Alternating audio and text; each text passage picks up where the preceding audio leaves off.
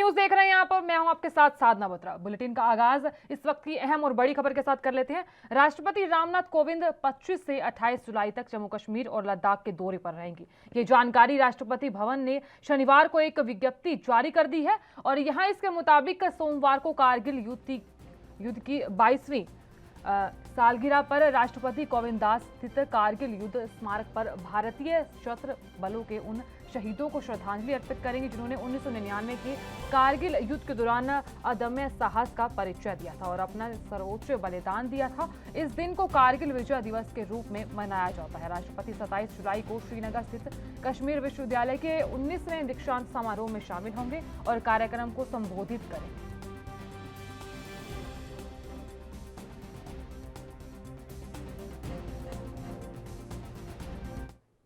Tokyo Olympic 2020 में भारत की star shooter Manu Bhaker के हाथ निराशा लगी है। तो यहाँ आपको ये बता दें कि महिला 10 मीटर एयर पिस्टल क्वालिफिकेशन मुकाबले में हार का सामना कर चुकी है और यहाँ उन्हें हार का सामना करना पड़ा। मनु भाकर 575 अंक के साथ 12वें स्थान पर रही। फाइनल में पहुंचने के बाद टॉप 8 में आना था। मनु ने मेडल की उम्मीद थी लेकिन वो वहां तक नहीं पहुंच पाई। इस अहम मुकाबले में मनु की पिस्टल ने भी साथ नहीं दिया। दूसरी सीरीज की बात करें तो इस बीच में मनु की पिस्टल के इलेक्ट्रॉनिक ट्रिगर में सर्किट की खराबी थी। 19 वर्षीय को तब कोच और जूरी के एक सदस्य के साथ टेस्ट टेंट में जाना था जहां इसे बदला गया। ये पूरी प्रक्रिया मनु भाकर को महंगी पड़ी और 575 अंकों के साथ ही संतुष्ट होना पड़ा। हालांकि मनु ने 5वीं सीरीज में वापस की थी और इस सीरीज में 98 रन बटोरे थे।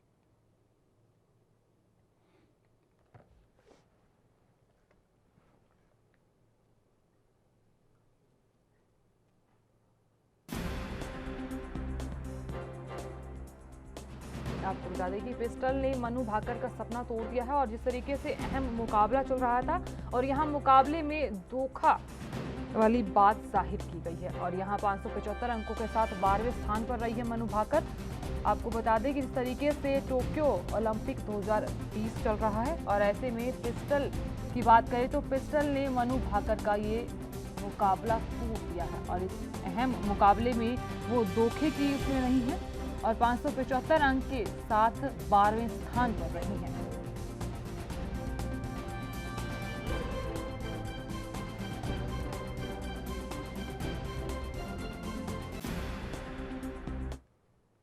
टोक्यो ओलंपिक 2020 में भारत की सानिया मिर्जा और अंकिता रैना की जोड़ी को महिला युगल स्पर्धा में हार का सामना करना पड़ा। इसके साथ ही भारत की युगल स्पर्धा में चुनौती समाप्त हो गई। इसके अलावा आज भारत के लिए दूसरा दिन अहम है और ये बताया जा रहा है कि 6 बार के विश्व चैंपियन मैरी कॉम और तैराकी में साजन प्रकाश भारत की चुनौती पेश करेंगे और टोक्यो ओलंपिक के पहले दिन मीराबाई चानू ने भारोत्तोलन में बेहतरीन शुरुआत करते हुए रजत पदक जीता था और टोक्यो ओलंपिक में सानिया मिर्जा और अंकिता की जोड़ी को महिला युगल स्पर्धा में हार का सामना करना पड़ा।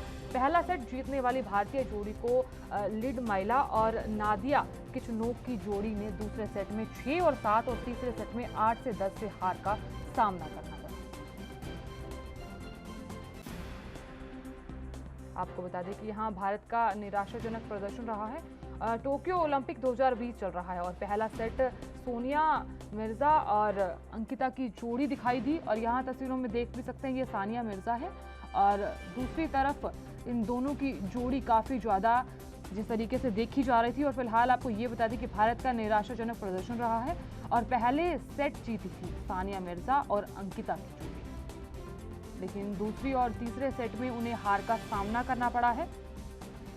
तो यहाँ इन दोनों में कड़ा मुकाबला चल रहा था। अब यहाँ निराशाजनक प्रदर्शन देखा गया है। टोक्यो ओलंपिक की बात कर रहे हैं, टोक्यो ओलंपिक 2020।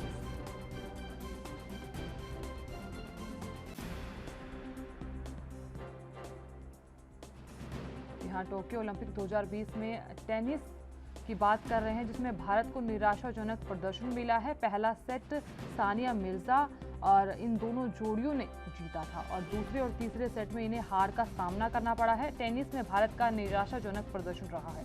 आप जिस तरीके से जानते हैं कि टोक्यो ओलंपिक 2020 चल रहा है और ऐसे में भारत का जो प्रदर्शन है वो निराशाजनक लगा है।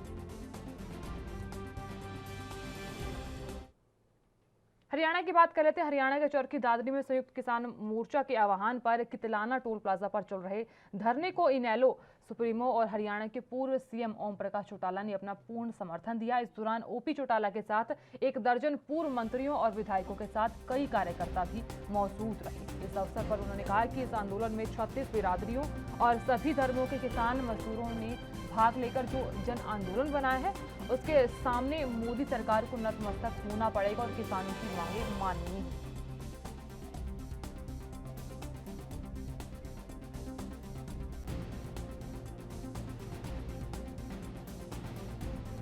आपको बता दें कि यहाँ किसान आंदोलन को समर्थन दिया है।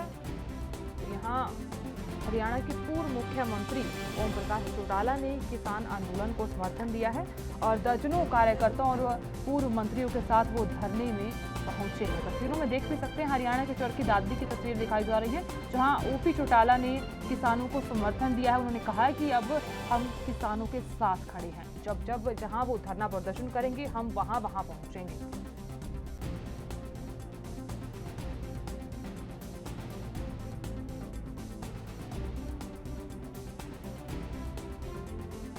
यहाँ रुकेंगे छोटे से ब्रेक के लिए, जल्द हाजिर होंगे।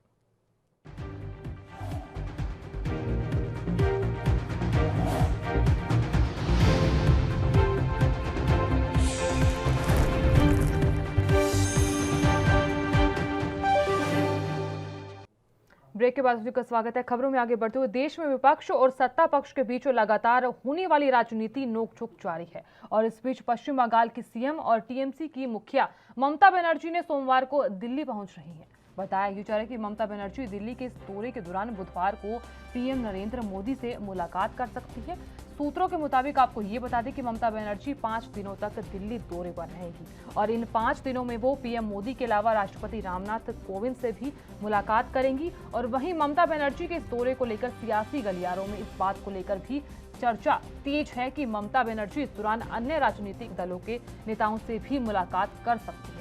ये बात बता दें कि सूत्रों के अनुसार ये बड़ी जानकारी निकल कर आई है कि इस बार ममता बनर्जी के साथ दिल्ली दौरे पर उनके पुराने साथी मुकुल रॉय भी साथ होंगे। खबरें ये है कि ममता के साथ संसद भी जाएंगे और यहाँ टीएमसी सुप्रीमो ममता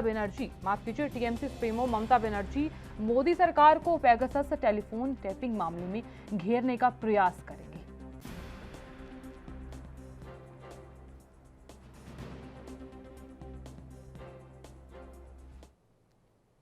वाणिज्य एवं उद्योग मंत्री पीयूष गोयल ने कहा कि भारत चालू वित्त वर्ष में भी एफडीआई को आकर्षित करना जारी रखेगा। उन्होंने ये कहा कि कोविड-19 के प्रभाव और वैश्विक स्तर पर निवेश प्रवाह कम करने के बावजूद साल 2020 में भारत को अब तक का सबसे ज्यादा एफडीआई मिला। वित्त वर्ष 2020-21 में देश में एफडीआई का प्रवाह 19% बढ़कर 59.63 अरब डॉलर हो गया। साथ ही यहां इक्विटी पुनः निवेश वाली आय और पूंजी को मिलाकर कुल एफडीआई बीते वित्त वर्ष के दौरान 10% बढ़कर 81.72 अरब डॉलर हो गया। 2019-20 में ये आंकड़ा 74.39 अरब डॉलर रहा था। पीयूष गोयल ने भारतीय उद्योग परिसंघ होरासिस इंडिया की तरफ से आयोजित एक वेबिनार में कहा कि हमें पूरा विश्वास है कि इस साल भी हमें अपने विदेशी निवेश में लगातार 7 सालों की ऐतिहासिक ऊंचाइयों के इस क्रम को जारी रखना पड़ेगा।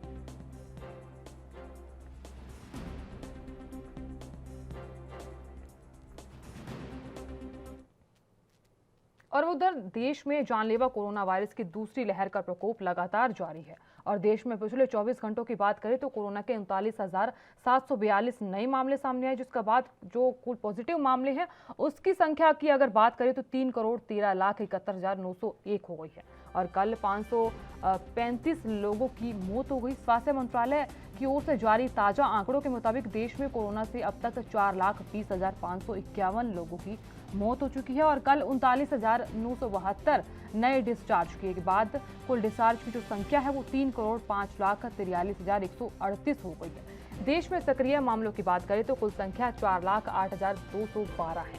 स्वास्थ्य मंत्रालय ने बताया कि देश में अब तक वैक्सीन की करीब 46 लाख डोज लोगों को दे दी गई है।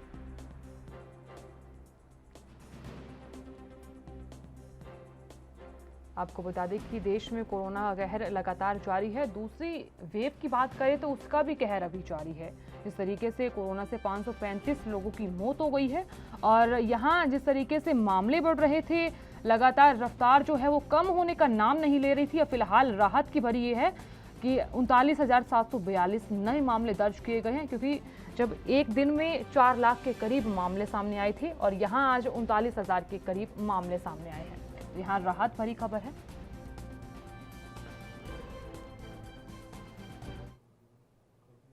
मुंबई की बात कर लेते हैं। मुंबई में एक शख्स को ट्रेन की पटरी पर स्टंट का वीडियो बनाकर सोशल मीडिया पर पोस्ट करना काफी ज्यादा महंगा पड़ गया। रेलवे पुलिस ने सुसाइड स्टंट का वीडियो बनाने वाले शख्स को गिरफ्तार कर लिया है और ये बताया जा रहा है कि मुंबई के बांद्रा खार स्टेशन के बीच इस शख्स ने सुसाइड स्टंट का वीडियो बनाया था और उस वीडियो को इंस्टाग्राम पर पोस्ट कर दिया था।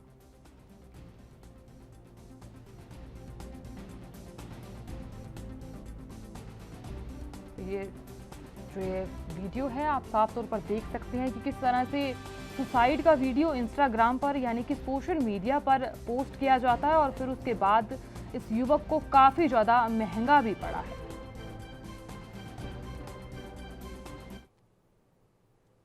हरियाणा के रेवाड़ी के कटला बाजार स्थित एक ज्वेलर्स की दुकान पर चोरों ने हाथ साफ कर दिया। चोर दुकान का ताला तोड़कर लाखों रुपए के आभूषण चोरी कर फरार हो गए। हालांकि दुकान में लगे सीसीटीवी कैमरे में चोरी की जो पूरी वारदात है और चोर कैद हो गए। गौरतलब है कि चोरों ने बड़े शातिराना तरीके से सीसीटीवी कैमरे की डीवीआर और तोड़ दिया गया, लेकिन यहाँ एक चोर फुटेज में साफ तौर पर दिखाई दे रहा है। आपको ये बता दें कि इसी फुटेज के आधार पर पुलिस ने जांच शुरू कर दी है और यहाँ इस वारदात से व्यापारियों में भारी रोष है। उन्होंने बाजार में सीसीटीवी कैमरे लगाने और पुलिस गश्त बढ़ाने की मांग की है।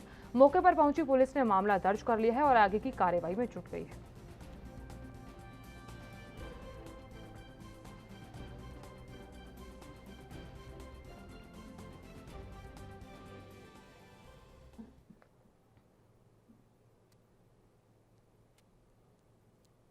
यहाँ एक छोटा सा ब्रेक ले लेते हैं, चलिए।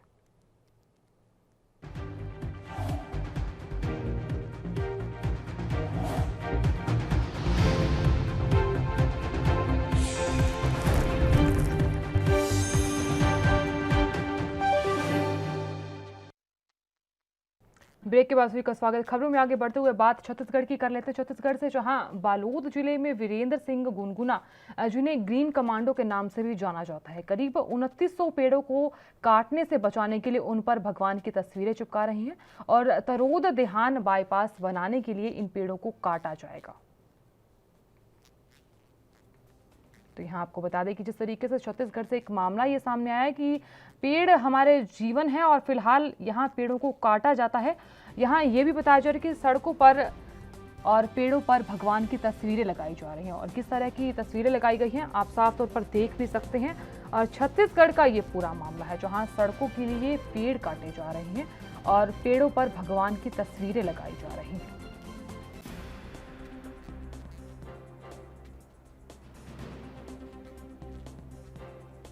और यहाँ कर्नाटक में मूसलाधार बारिश से अभी तक 9 लोगों की मौत हो चुकी है और यहाँ 3 व्यक्ति लापता हैं। राज्य के कई तटीय इलाके, मलनाड और अंदरूनी क्षेत्रों में भारी बारिश के कारण बाढ़ जैसी स्थिति उत्पन्न हो गई है और भूस्खलन हुए यहाँ निचले इलाकों में 31,360 लोगों को सुरक्षित स्थानों पर पहुंचा दिया गया है और जबकि यहाँ 417 लोग सरकार की तरफ से खोले गए 237 राहत शिविरों में रह रही हैं और राज्य आपदा प्रबंधन प्राधिकरण की तरफ से आंकड़ों के मुताबिक 45 तालुकों के 283 गांवों में भारी बारिश से 36,498 लोग प्रभावित हुए। 22 जुलाई की बात करें तो 22 जुलाई से हुई मौतों में से उत्तर कन्नड़ में और 4 और बेलगावी में 2 और चिकमगलुरु में और धारवाड़ा में और कोकाडू में एक व्यक्ति की मौत हुई है। बताया ये भी जा रहा है कि कन्नड़ में 7 स्थानों पर, चिकमगलुरु में 4 और कोडाकू में 3 और यहाँ शिवमोगा और हासन जिलों में एक स्थान पर भूस्खलन हुए हैं।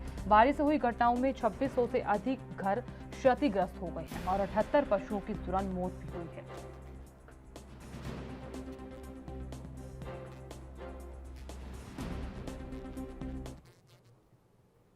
केंद्रीय मंत्री मुख्तार अब्बास नकवी ने यहां कई मुद्दों को लेकर अपनी प्रतिक्रिया सामने रखी है। कांग्रेस नेता राहुल गांधी और सीएम ममता बनर्जी पर हमला बोला और किसानों को लेकर भी उन्होंने बयान दी है। आइए सुनवाते हैं।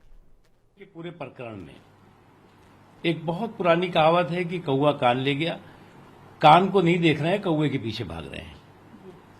आज जो है वो कांग्रेस पार्टी हो, कांग्रेस के लीडर्स हो, उनकी ठीक वही स्थिति है कि कौवा कान ले गया। किसी ने कहा और वो अपने कान को नहीं देख रहे हैं कि कान पूरी तरह भैया सुरक्षित है, लेकिन कौवे के पीछे भाग रहे हैं कि कहाँ है, कहाँ मेरा कान कहाँ गया।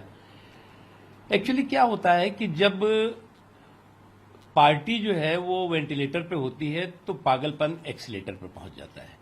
कांग्रेस पार्टी की और उनके साथ जो लोग खड़े हुए हैं उनकी स्थिति लगभग ऐसी ही है। इसी से मिले, जो डेमोक्रेटिक हमारा प्रोसेस है उसमें सब लोग एक दूसरे से मिलते रहते हैं, लेकिन जो है वो अब ये जो बहुत पुराना हो गया है कि हम एकजुट होकर के और मोदी जी को हटाएंगे, मोदी जी के खिलाफ लड़ेंगे, ये तो होता रहता है। और हर एक्सपेरिमेंट जो है वो हर इस तरह का फार्मूला बनने से पहले ही जो है वो फार्मूला धूल धूसरित हो जाता है, वैसे डिमोलिश हो जाता है। बिना रीढ़ का नेता इसी तरह की बात करेगा। एक चीज, दूसरी चीज, एक बात बहुत समझने की जरूरत है कि कोविड पीरियड है।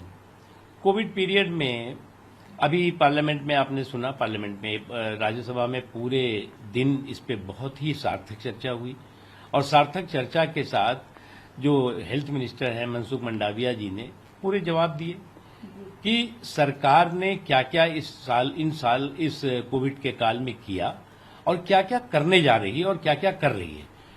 आज जो है वो प्रधानमंत्री नरेंद्र मोदी जी के दूरदर्शी सोच और दूरदर्शी निर्णय और नेतृत्व का नतीजा है कि आज दुनिया के तमाम सुविधा संपन्न देशों से बेहतर हालात में भारत है इस समय। कृषि मंत्री जी ने एक ही बात कही कि भैया इस फार्म बिल के बारे में कि आपके पास कोई अगर फार्मूला है, कोई आपके पास सुझाव है, तो सरकार हमेशा ओपन है। अब आप पहले कहते थे एमएसपी खत्म हो जाएगी, एमएसपी की रिकॉर्ड खरीदारी मोदी जी के शासनकाल में हुई और लगातार चल रही है। आप कहते थे मंडियां खत्म हो जाएंगी, मंडियां तो जितनी थी उससे भी ज्यादा बढ़ रही हैं, फल फूल रही हैं।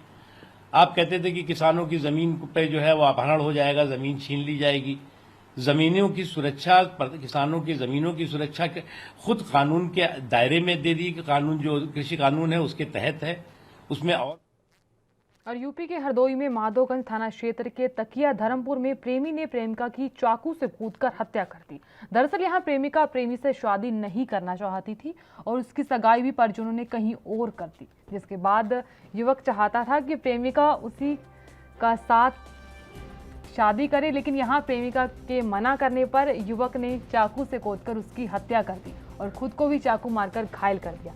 आपको ये बता दें कि युवक को जिला अस्पताल में भर्ती करवाया गया है, जहां उसकी मौत हो गई है।